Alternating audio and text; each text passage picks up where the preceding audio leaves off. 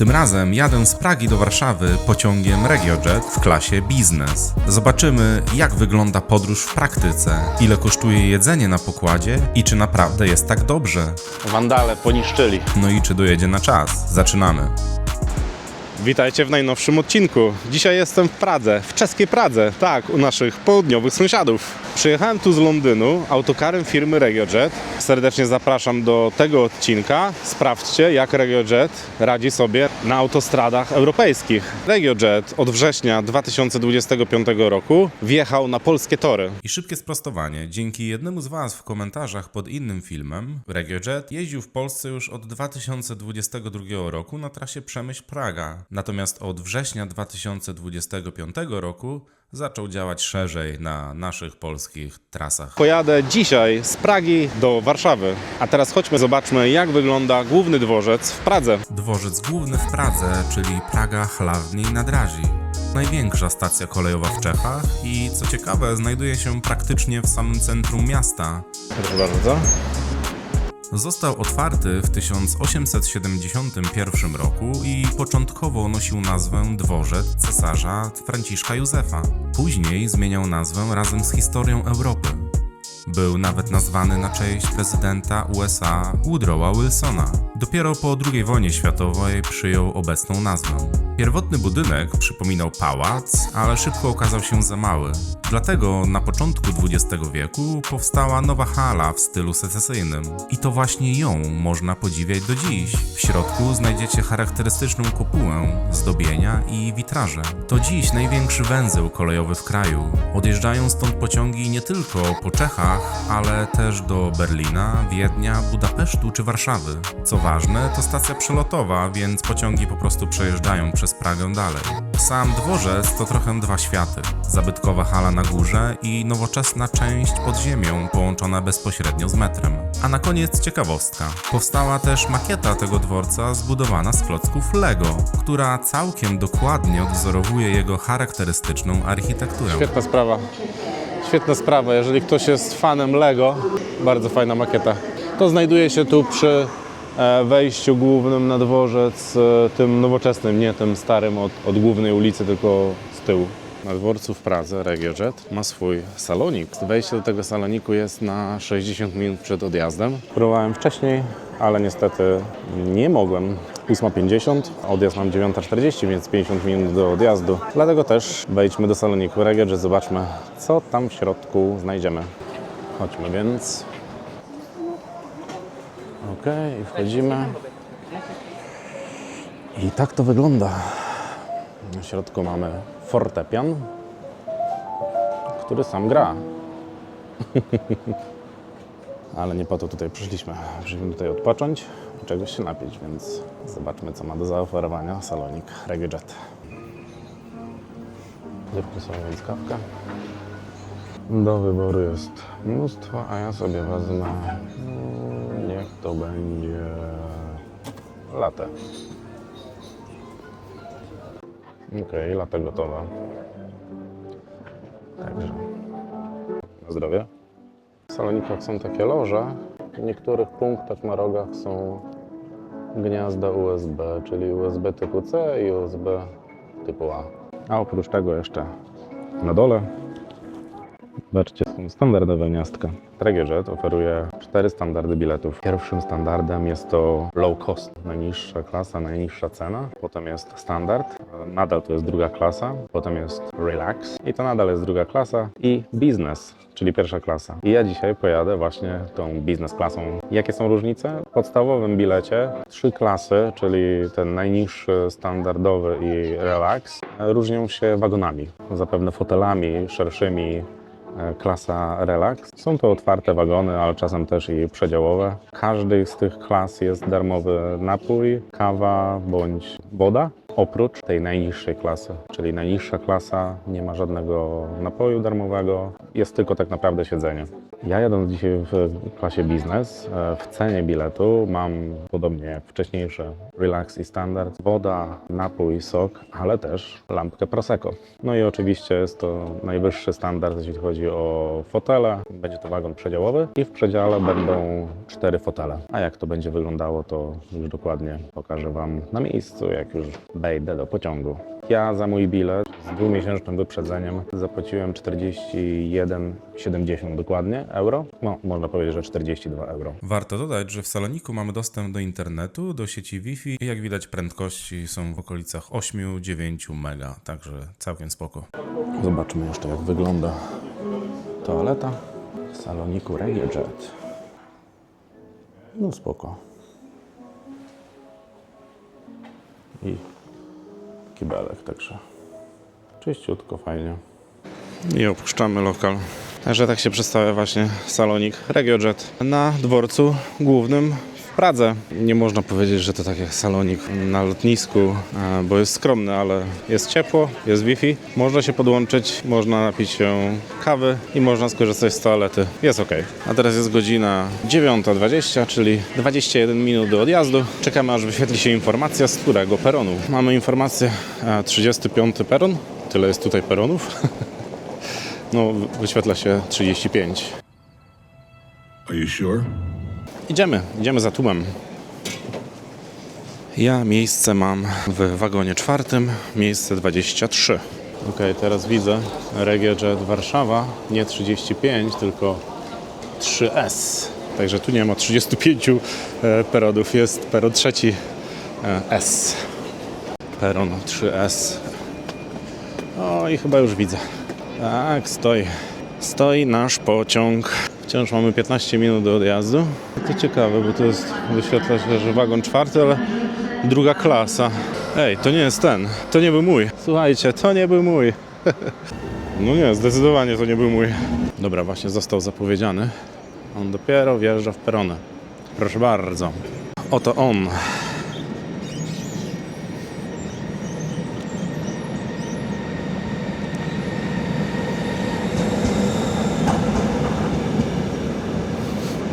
No bardzo dobra robota.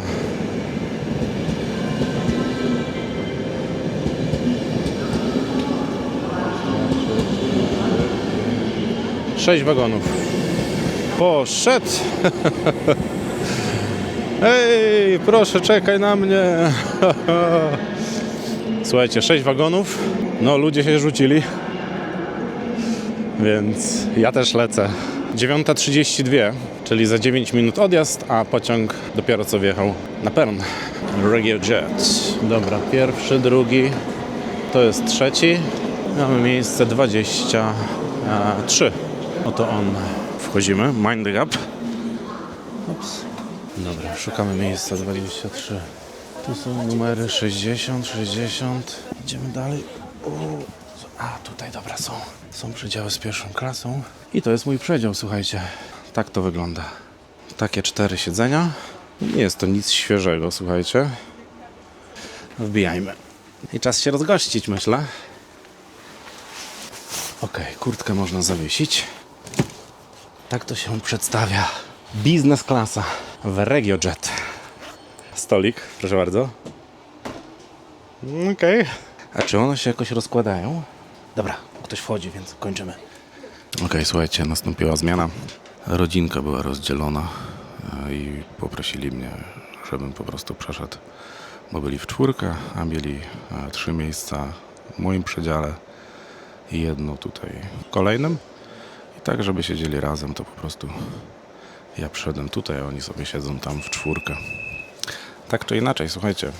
Jest godzina 9:41 i w tym momencie właśnie ruszyliśmy. Czyli póki co wszystko o czasie. I następny przystanek Pardubice.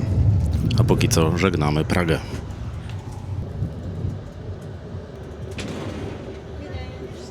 Hello. Thank you. Can I have Prosecco, please? Thank you. Co by tu wziąć? Ale chyba już wiem, co wybrałem. Beef with garlic. Something for you? Yes, can I have that one, please? Card? Card, please.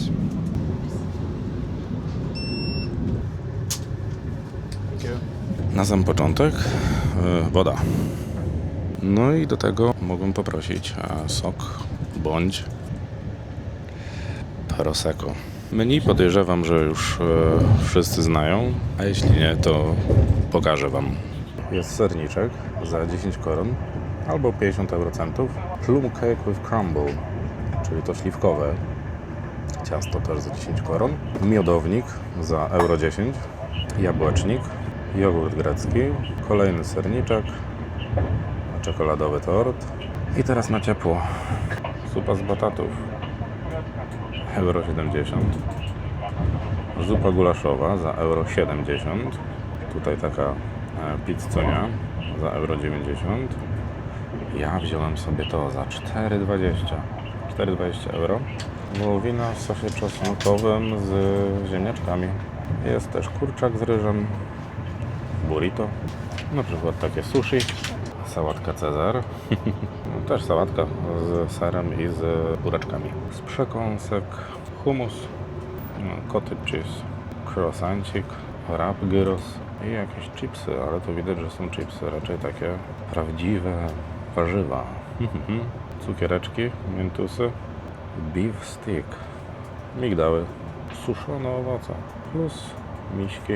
Jeśli chcielibyśmy się napić, to jest sok jabłkowy, jest kofola, Vinea White, nie znam tego, co to jest, iced tea, no i woda za 70 eurocentów. Browary, półlitrowy browar euro 10 i piwo Holba, jeżeli dobrze to czytam w ogóle. Co to jest za cena? 70 eurocentów browar tylko? No i woda za 70 eurocentów. Nie rozumiem. What the fuck is going on here? 70 eurocentów?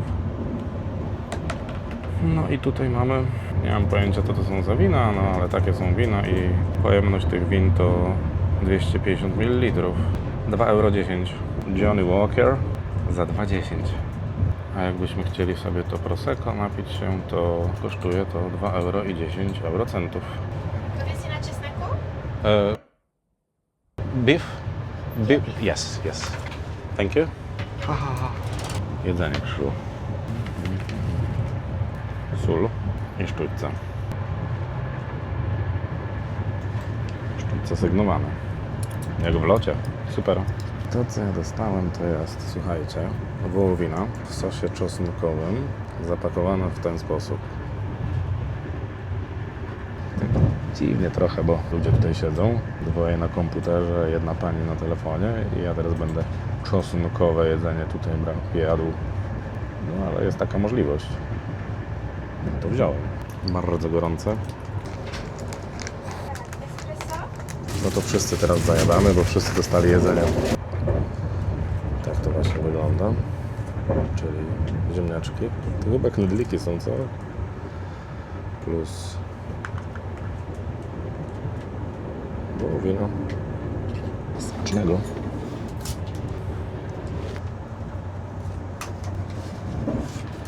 Mocno czosnkowe, ale dobra. Jeżeli mam być szczery, to było to dobre. Natomiast na zdjęciu wyglądało to troszeczkę inaczej. Tam były takie duże kawały mięsa, a wszystko było bardziej taką papką. Czosnkowe, bardzo czosnkowe. Czas sprawdzić Wi-Fi na pokładzie RegioJet. Nastąpiło połączenie i zobaczmy jak to wygląda, jeśli chodzi o speed test.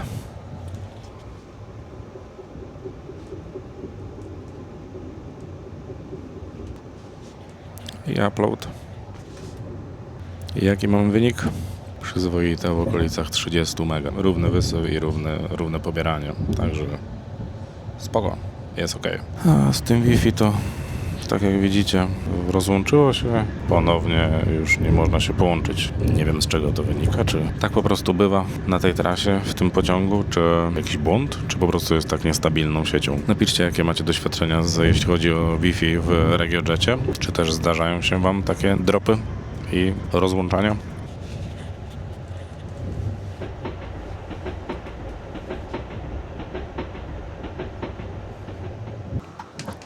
Dziesiąta 40, Pardubice. Pojedzone. Nie popite jeszcze, ale pojedzone. Więc co trzeba zrobić? Trzeba się przejść przez pociąg. Zaczynamy z tyłu. Zrobiliśmy mijankę z drugim RegioJetem. Zapraszam na tour po pociągu. Chodźmy.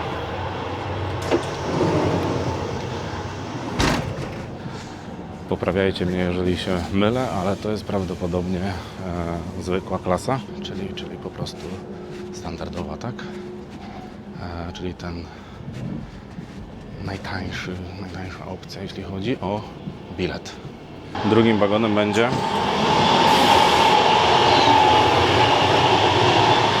zobaczcie, też układ 2x2, natomiast z ekranami. I to jest bardzo zastanawiające, bo wagon ten wygląda bardzo nowy, czy bardzo nowy, po prostu nowy. Stąd też te ekrany, których my nie mamy. Także cóż to była za klasa? Powiedzcie mi, układ 2x2, natomiast bardzo nowoczesny wagon z ekranami. Spoko. Chodźmy, zobaczmy, jak wygląda toaleta. Dzień dobry. I to jest toaleta w tym wagonie nowoczesnym. Znaczy, wydaje mi się, że to nie są nowe wagony, tylko wagony, które zostały naprawione, odrestaurowane. Zestaw sanitarny, czyli papiery, ręczniki, papiery, umywaleczka i kwiatuszek. No i sama toaleta. U góry wywiew. Pachnie. Nie ma nieprzyjemnych zapachów, więc chyba jest ok. Czy woda leci? Uwaga.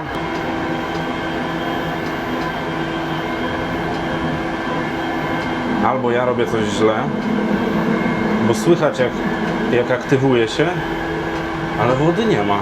A mydło chociaż? A mydło jest, ale nie, ale kobieta tu była i sucha jest umywalka, więc nie ma wody. Spróbujmy znaleźć jakąś tabliczkę z informacją, co to jest za Astra. Astra? Nic mi to nie mówi, a nie wiem, czy powinno mi to coś powiedzieć. BM012 to jest chyba oznaczenie tego wagonu. Napiszcie, co to jest za wagon, czy to jest odrestaurowany, czy to jest na nowo wyprodukowany, ale tam miejsca siedzące z ekranami bardzo dobrze wyglądają. Fajnie. Idziemy dalej. Także był to wagon numer 2. Teraz idziemy do wagonu numer 3. Jest tutaj toaleta. Czy ta toaleta wygląda trochę starzej jak tamta?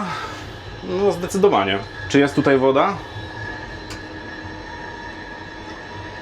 Haha! Jest woda. Ale też jest kwiatek. Proszę bardzo. I sama toaleta. Toaleta jak toaleta. Chodźmy dalej. Za oknem zima, wciąż zima. Dobra. Lecimy. Czyli druga klasa. Wagon przedziałowy. Przedziałowy, czyli 3 miejsca siedzące po każdej stronie. A wygląda to tak. Czyli można powiedzieć klasyczne PKP. Tutaj mamy kuchnię, przygotowują jedzonko. I to był wagon, tu ma taką tabliczkę. A my teraz przechodzimy z wagonu 3 do wagonu 4. Iha! Roller coaster, uwaga. Wagon numer 4. A wagon numer 4 to jest wagon, w którym ja jestem. Jak za chwilę zobaczycie, jest podzielony na dwie części tak jakby. Czyli część, gdzie są otwarte fotele, plus część przedziałowa, gdzie jest klasa biznes. Także tak jak mówiłem, tutaj ludzie siedzą sobie po prostu tak. I tutaj jest ścianka, za którą właśnie są przedziały klasy biznes. I to jest właśnie tutaj, gdzie ja siedzę. Za chwilę przejdziemy do wagonu o numerze 5. Jeśli dobrze zrozumiałem kierownika pociągu, to będzie teraz Ceska Trebowa. Zobaczmy, gdzie to jest na mapie. Jesteśmy mniej więcej gdzieś w tych okolicach. Dobra, lecimy dalej. Nie ma co czasu marnować. Zanim się zatrzymamy w Ceskiej Trebowej, to jeszcze trochę minie czasu. Sprawdźmy, jak ta toaleta wygląda. Ok, czyli jakiś tam standard mają swój zachowany. Dokładnie tak samo. Sprawdźmy, czy woda leci. Leci. Nie ma jakiegoś wielkiego ciśnienia, ale leci. Jest również kwiatek. Tutaj bardzo podobnie, jeżeli nie tak samo, dokładnie tak samo, czyli przedziały w klasie biznes, czyli tak samo jak ja siedzę. No i tutaj w układzie 2.1. Bardzo podobnie, inne fotele. Tak, tam. I wjazd na stację.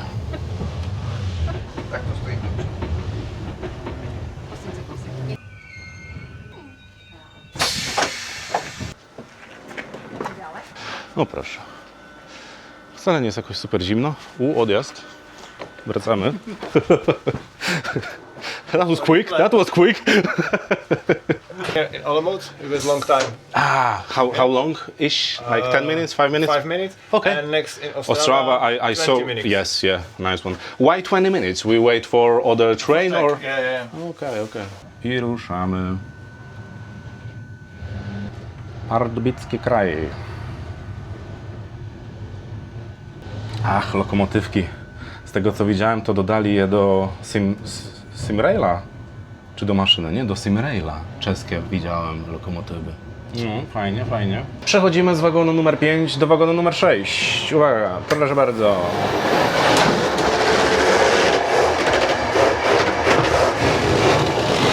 I to jest wagon klasy standard.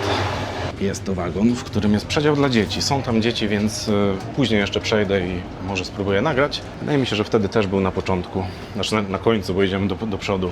3 miejsca naprzeciwko. Typowy skład, tak jak u nas na naszej kolei. Thank you. O, okej. I pani lokomotywa. That's all, folks. Bombardier. Trax? Dobrze mówię, czy nie Trax? Nie znam się na tych lokomotywach, więc nie bijcie. Ale możecie wytłumaczyć i wyjaśnić mnie, co to za fura nas ciągnie.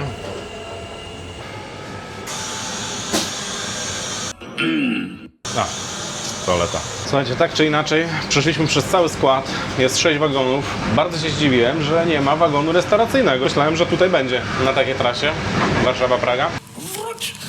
Praga-Warszawa. Na tą chwilę 2 minuty opóźnienia z ostatniej stacji, więc nadrabiamy, bo wcześniej mieliśmy 6. Także mam nadzieję, że będziemy o czasie, czyli o 17:59 w Warszawie.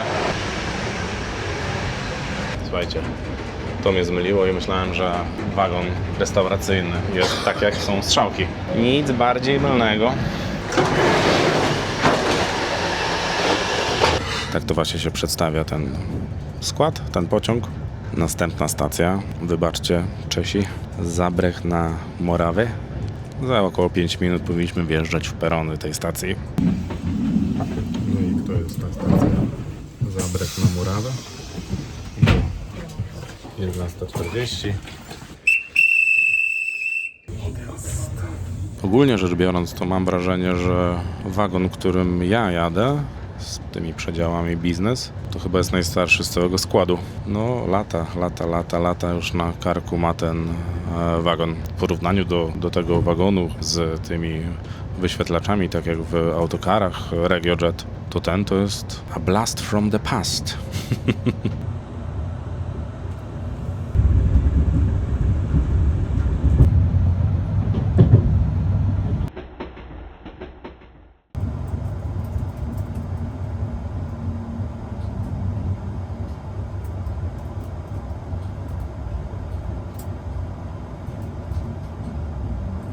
No i właśnie zatrzymaliśmy się na stacji Olomouc. Mieliśmy zatrzymać się o 12:00, a zatrzymujemy się o 12:02. 2 minuty w plecy. 12:31 i właśnie zajechaliśmy do Hranicy na Morawę. A swoją drogą, tu stoją autolawety. W Polsce chyba już nie stosuje się autolawet. Widziałem jakiś czas temu post na Facebooku mówiący o tym, że kiedyś był pociąg z Gdyni do Zakopanego, gdzie w Gdyni pakowało się maluszka i zjeżdżało nim się w Zakopanem. Jechałbym. Nie mogłem się oprzeć słodkością. No, tak to wygląda. Sernik za 50 eurocentów, torcik za euro 60. Sprawdźmy, jak Czechom wychodzą serniki. Pierwszy torcik, czekolada Level Million. Bardzo dobry. A teraz sernik.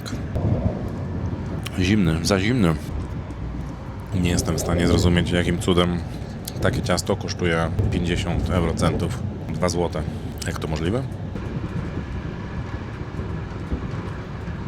Ten czekoladowy to faktycznie czekoladowy, mocno czekoladowy, natomiast sernik, moim zdaniem niczego nie brakuje sernikowi, jest spoko, smakuje mi.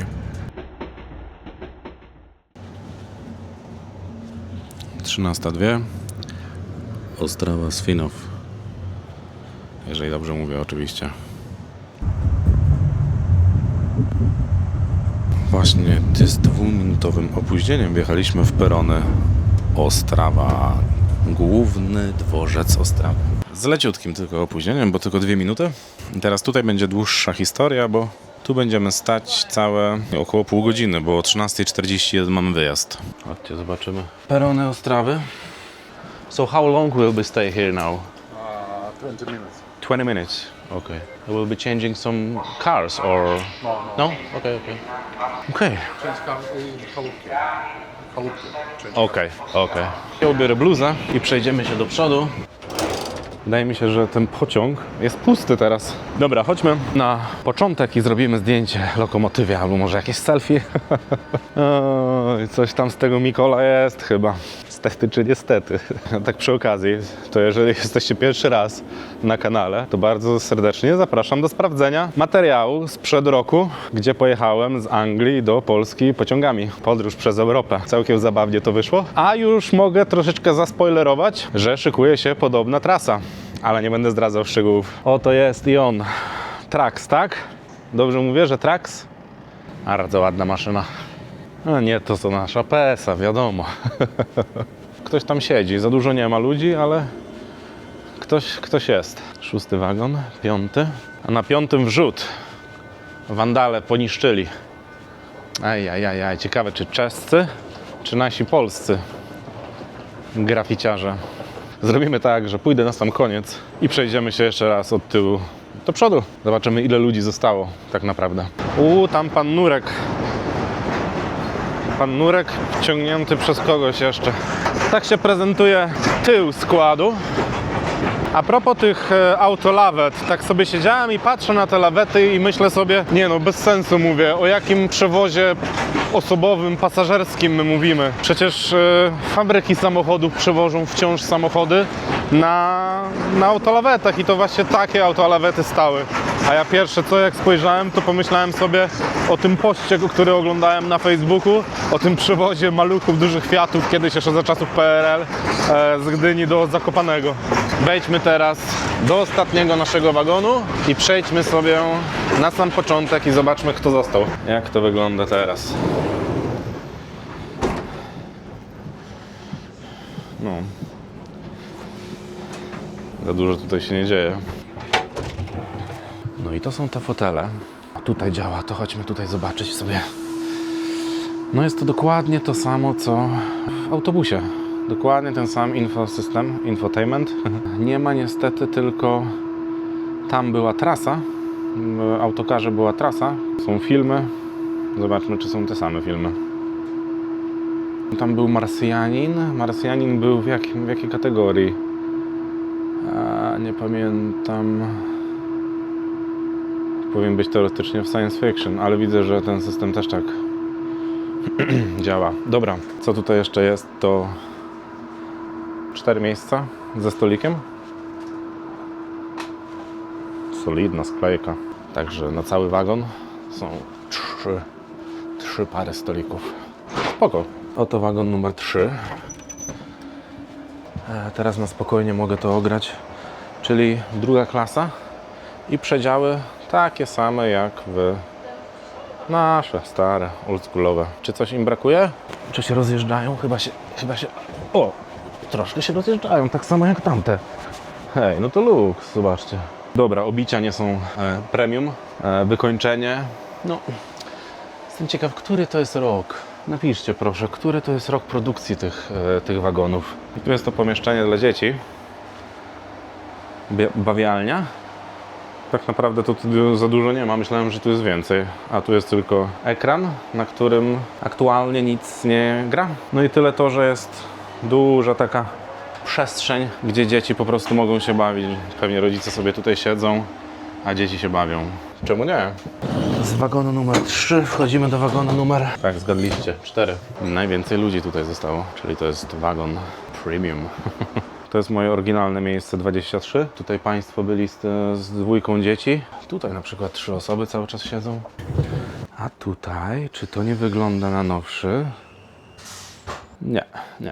To tylko takie złudzenie, że to bardziej nowocześnie wygląda. Ten mój wagon, w którym ja jestem, to jest jakiś old school. To jest klasyczek. O, i tutaj leci. Lego jakiś... jakieś Lego, nie wiem co, ale jakieś Lego. Także proszę. Taka bawialnia. No fajny pokoik. Czemu nie? No i tutaj standardowy, pusty. O, tutaj pełen, proszę. Ciekawe, może razem podróżują. No i jesteśmy przy pani, która nas ciągnie. Chodźcie, idziemy poszukać jakiegokolwiek znaku z roku produkcji tego wagonu, w którym ja siedzę. Czy jakąś tabliczkę znamionową, czy nie wiem, cokolwiek. Idziemy się bawić w detektywa. Nie ma żadnej tabliczki. Nigdzie nie mogę znaleźć. Po drugiej stronie może coś znajdę. Relax. O, relax. Polecam. Może tutaj coś by było. Który to jest rok? O, ale tu jest tablica. Halo, tu jest tablica. Dobra, szukamy. Tu nic nie ma. Może tu? Nie. Nic to. Ciężko to ocenić, więc zostawiam Wam pole do popisu i proszę, zdradźcie mi ten sekret, który to jest rocznik. Nie wiem, czy produkcji, czy modernizacji. Ten wystrój, które to są lata? Ja obstawiam 90. Choć oczywiście mogę się mylić. Panel sterujący. Głośność pana, który mówi do nas. Pusty. Światło on-off. I temperatura. Jak działa taki potencjometr? Czy ja go teraz kręcę w kółko, czy on ma po prostu zadane pozycje i to jest wszystko? Jeżeli ma zadane pozycje, to ja poproszę tak. I hamulec bezpieczeństwa. Nic nadzwyczajnego. Co jeszcze mogę dodać, to, że są tutaj gniazdka do ładowania. Zwykłe gniazdka do ładowania. O USB nie ma w ogóle o czym mówić. Zobaczcie, tutaj jest gniazdko. Kolejna sprawa jest taka, że tu są światełka. To jest dosyć ciekawe, bo jak się siedzi... Siedzimy. Światło. O, teraz. A jeszcze zobaczmy, czy ono coś daje. No daje, jest ok. O, siema. Dzień dobry. W ogóle to nie wspomniałem o tym, że tu nie było sprawdzania biletów. Nikt jeszcze nie pytał się o bilet, więc teoretycznie z Pragi przyjechałem tutaj bez biletu. A jakby ktoś chciał, to tu mam wodę. Heheszki. Sprawa wygląda następująco. 13:43 i ruszyliśmy ze stacji Ostrawa Dworzec Główny. I tak to właśnie ten skład cały wygląda, słuchajcie. Co jest najlepsze, co jest fajne, to można go rozjechać.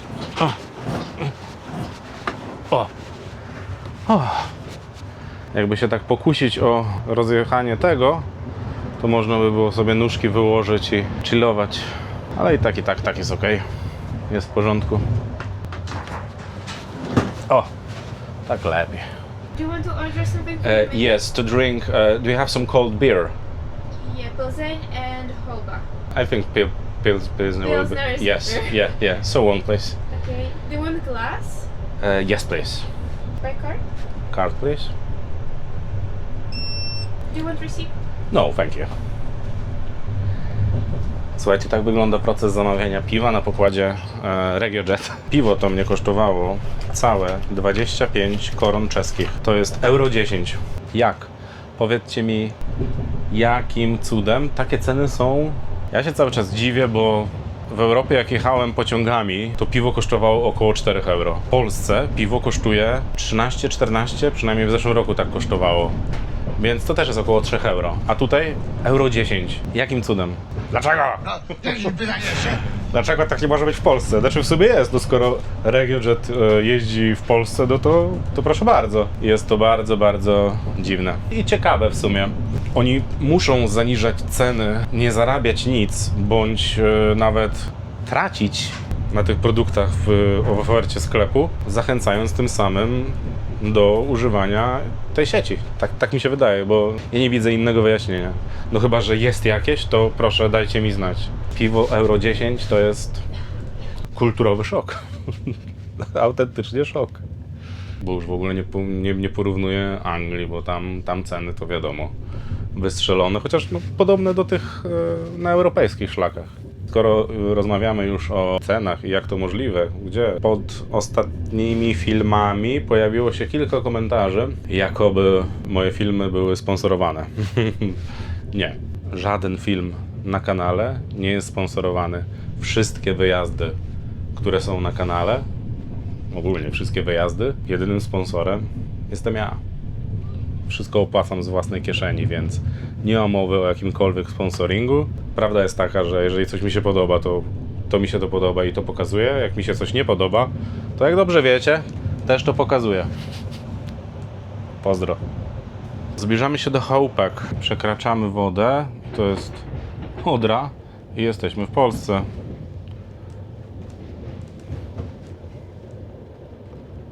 No tak. Witamy chałupki, tam jest znak. Chałupki.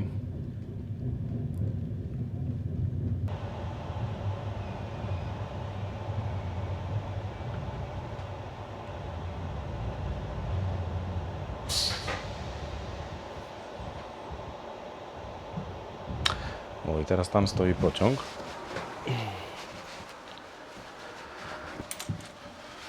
Da się to otworzyć? No jak nie? Może wyjdę, co? Czy nie wyjdę? Co myślicie? Czy mnie skrzyczy? Nie, tam wychodzę. Odczepiają tam lokomotywę? No manewry, po prostu manewry. Prosimy zachować ostrożność i nie zbliżać się do krawędzi peronu. Okej. Ja mam pytanie. Ja nie wiem, czy to słychać, albo widać. Z tego wagonu leci woda. Zobaczcie.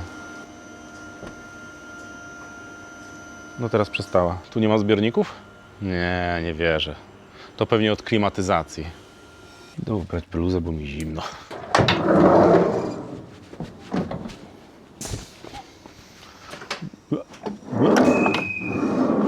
O, okej. Dobra. Zawołał mnie. Wait! Odjazd! W biegu wskoczyłem. 14:03, więc 14:02 ruszyliśmy z chałupek, ale dosyć szybko się rozpędził. Ale nie rozumiem, co się wydarzyło. Opuścił patyki, potem poszły znowu do góry, ale ani nie odjechał, nic. Nie za bardzo rozumiem, co tutaj miało miejsce. No chyba, że tak przestawili lokomotywę, że ja nie zdążyłem zauważyć. Tutaj, słuchajcie, bawię się z kartami, bo mi się skończyła na 360. A tu właśnie pani przyniosła zimne. Co prawda już na polskiej ziemi, ale czeskim piwem, bo w czeskim składzie RegioJet. Na zdrowie. A sprawdźmy, jak działa Wi-Fi już w Polsce. No, jest rekord. Mamy rekord. A uploadu. Szanowni Państwo, zbliżamy się do stacji Racibórz. Dziękujemy za wspólną podróż i do zobaczenia na pokładzie żółtych pociągów. Jest rekord. I tak jak pan kierownik pociągu powiedział, zbliżamy się do stacji Racibórz.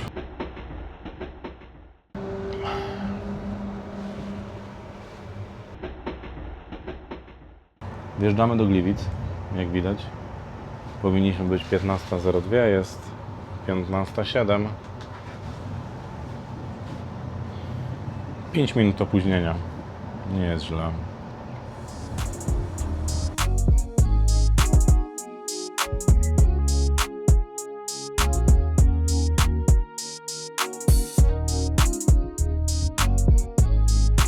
Jak widzicie, przejeżdżam teraz przez przemysłową część Górnego Śląska, a dokładnie tuż obok koksowni Bobrek Karp. Skąd wiem, jak nazywa się ta koksownia? To czysty przypadek. Jadąc, przeglądałem sobie Facebooka i nagle zobaczyłem zdjęcie mojego pociągu. Ktoś wrzucił dokładnie w tym momencie przejeżdżający skład, w którym ja w środku się znajdowałem. Gdzieś dokładnie tutaj z tego wiaduktu. To już jest niezły przypadek. Pozdrawiam serdecznie autora.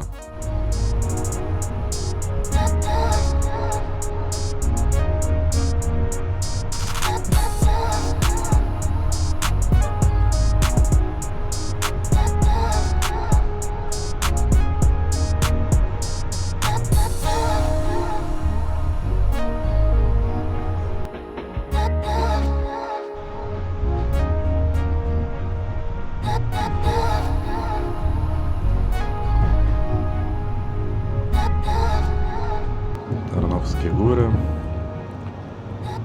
Planowy przejazd 15:31. Z 15:35.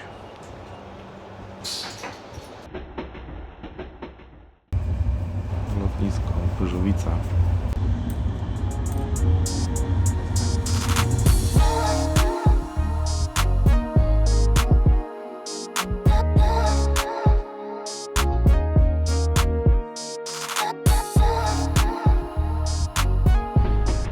Państwo ostatnie szosami. Ci dziękuję za wspólną podróż i do zobaczenia na pokładzie pociągu RegioJet.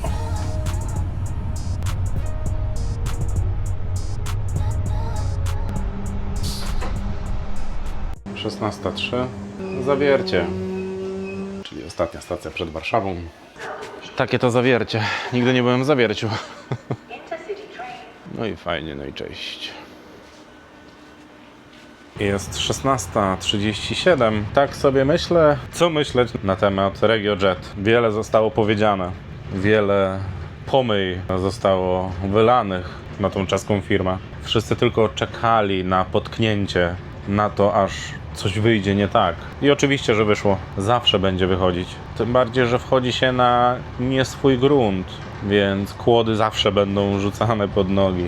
Ja podchodzę do tego, jakbym był normalnym pasażerem, zwykłym pasażerem, który chce przejechać z punktu A do punktu B. Czy ja jestem zadowolony z tego serwisu? Oczywiście, że tak. Może mógłbym pomarudzić trochę na jakość tego składu. Super byłoby mieć taką klasę biznes z ekranami, wszystko nowe, świecące się, dopiero co wypuszczone z fabryki. Wielkim plusem PKP, wielkim plusem naszych kolei państwowych jest to, że w składach jeżdżą wagony restauracyjne Wars. Tutaj tego nie ma, natomiast nie ma najmniejszego problemu, jeśli chodzi o jedzenie i picie. Można w każdej chwili zamówić, domówić. Tak jak wspominałem, no dobra, ten panel sterujący, no to nie jest nic nowego. No teoretycznie działa, tak? Komunikaty głosowe słychać. Jest punktualny, stara się być punktualny, bo tak jak widzieliście na poszczególnych stacjach w Czechach i tutaj już w Polsce, to nie jest Japonia co do sekundy. Osobiście uważam, że dobrze, że coś zaczęło się dziać na torach w Polsce, bo to jest konkurencja, a konkurencja, wiadomo, przyczynia się do tego, że najbardziej zyskuje na tym klient. Widziałem jakiś post na społecznościowych mediach. Pod koniec tego roku ma wejść na polskie tory Flixtrain. Poprawcie mnie, jeśli się mylę. To już będzie kolejna firma. Teraz będzie Leo Express. To właśnie tym Leo Expressem pojadę dokładnie tą samą trasę, tylko odwróconą. Czyli z Warszawy do Pragi. Wy, gdy to oglądacie, to ja już tą podróż odbyłem i w przyszłym tygodniu, w przyszłą niedzielę będzie właśnie relacja z tej podróży. Także ja cały czas kieruję się w stronę Warszawy. No już to już jest ostatnia prosta. Uważam, że i RegioJet, i Leo Express, a w przyszłości może i inne firmy przyczynią się tylko i wyłącznie do tego, że my, czyli zwykli klienci kolei, będziemy mieć większy wybór za mniejsze pieniądze. Pociąg śmiga cały czas z jedną prędkością tak naprawdę od tego Zawiercia. W okolicach 160 może raz albo dwa razy zwolnił, ale to tak nieznacznie. A tak to non-topper daje radę. Także fajne połączenie nawet dla kogoś z południa Polski do Warszawy.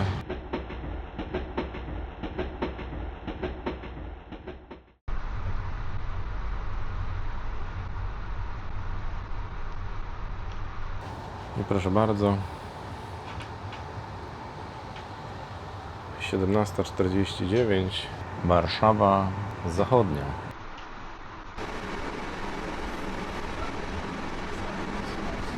Teraz 4 minuty i centralna.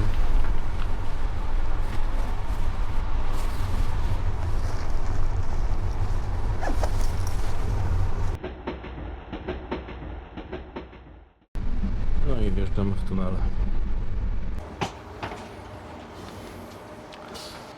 Sprawa wygląda następująco. 17:58. Minutę przed czasem. Brawo RegioJet. Proszę bardzo, mind the gap. Boom! Jest. Jestem tu. Jak było widać, wszystko poszło bez najmniejszego problemu. Powiedzcie, czy korzystaliście kiedykolwiek z usług RegioJet? Jakie są Wasze doświadczenia? Co myślicie na temat tego czeskiego przewoźnika? Chętnie poznam Wasze zdanie i Wasze doświadczenia, jakie mieliście z RegioJet. 8 godzin jazdy, minutę przed czasem. Wszystko idealnie. I mimo, że na trasie były małe obsuwy. Częściej spóźniony niż przed czasem. Tak czy inaczej w stacji docelowej, chociaż dobra, okej, no stacja docelowa to jest Warszawa Wschodnia. Ale centralna miała być 17:59, a jest 17:58, także jest wszystko ok. Na tą chwilę kończę ten odcinek. Dzięki bardzo, że byliście ze mną podczas tej podróży z Pragi do Warszawy. I zapraszam Was serdecznie już za tydzień. Dzięki za oglądanie i do następnego odcinka. Cześć!